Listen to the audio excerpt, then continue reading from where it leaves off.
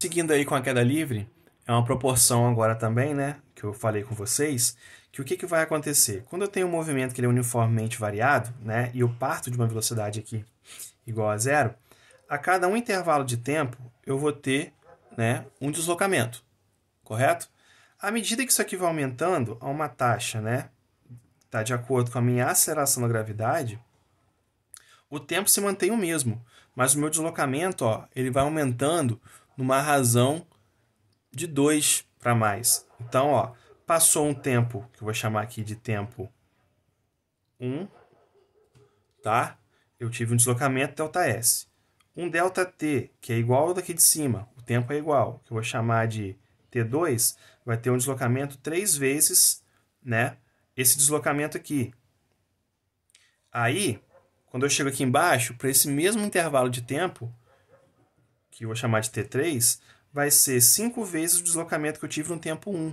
Então, isso aqui é uma razão que eu vou estar tendo, né? Porque se passasse mais o mesmo intervalo de tempo aqui, eu teria um deslocamento de quanto? De 7 ΔS, tá? E assim sucessivamente, ok? Então, só para a gente relacionar que existe uma certa proporção no que diz respeito ao estudo da queda livre aí, e pode ser trabalhado também, algumas questões consegue sair de maneira mais fácil fazendo desse jeito, tá bom? Então, o lançamento vertical é uma outra parte que a gente relaciona, né? Esse lançamento vertical ele pode ser trabalhado tanto para cima quanto para baixo. E é muito importante a gente saber adotar nosso referencial. Então, imagina aqui, ó, uma bola é lançada para cima com velocidade inicial, né? Diferente de zero, porque eu tenho que fazer um esforço para essa bola subir. Correto? Ela sobe e atinge a altura máxima. O que acontece na altura máxima, né, que é o ponto final aqui do meu y? A minha velocidade é igual a zero. Né? É o ponto aonde vai ter a inversão de sentido. Então, essa bolinha ela sobe, né, desacelerando. Por que ela está desacelerando? Olha a presença de quem aqui? Da minha aceleração da gravidade. Então, essa bolinha ela sobe desacelerando, atinge uma altura máxima, que é aqui, e depois ela começa a descer o quê? Acelerando. Tá bom? Então, ó, o que acontece? Eu posso tratar esse movimento também de duas maneiras. Primeiro, relacionando a subida, né, que eu estou tendo um movimento retardado, né, velocidade para cima positiva, e a aceleração contrária, negativa, né, tudo vai depender do referencial, mas os sinais vão ser contrários. E aqui depois eu vou ter um movimento que é acelerado, tá bom?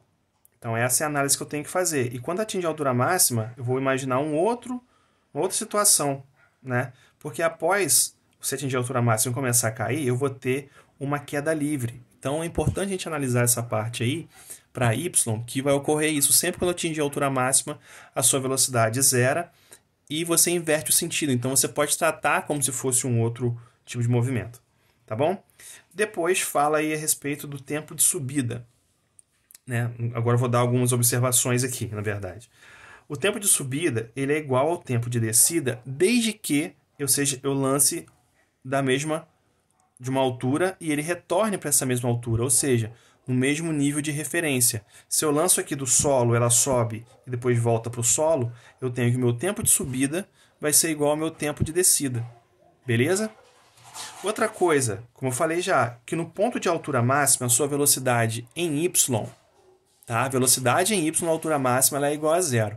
Por que eu estou trabalhando muito y ao invés de s? Porque agora, daqui para frente, nós vamos trabalhar até essa mescla de velocidade em x, né? Movimento em x e movimento em y. Tá bom? Então é importante a gente saber diferenciar um pouco, tá? E outra coisa que acontece, por exemplo, se eu jogo essa bolinha para cima e eu quero saber qual que é a velocidade da bolinha na subida aqui nesse ponto e qual que é a velocidade da bolinha na descida aqui nesse ponto, tá? Essas velocidades terão módulos iguais, tá? Prestem atenção porque essas velocidades terão módulos iguais, ok? Então, num ponto específico aqui na hora da subida, tá certo que vai estar desacelerando. Então, você vai chegar num ponto onde vai zerar a sua velocidade. Quando chega aqui embaixo, a velocidade que você tem ao chegar aqui, ela é igual a essa velocidade que você teve na hora que lançou. É igual a velocidade que eu tenho aqui, também nessa altura que eu tenho do lado de cá. Tá ok? Seguindo aí, então, a gente tem que prestar muita atenção, né, no que diz respeito às orientações em relação à nossa trajetória, né, ao nosso referencial, perdão.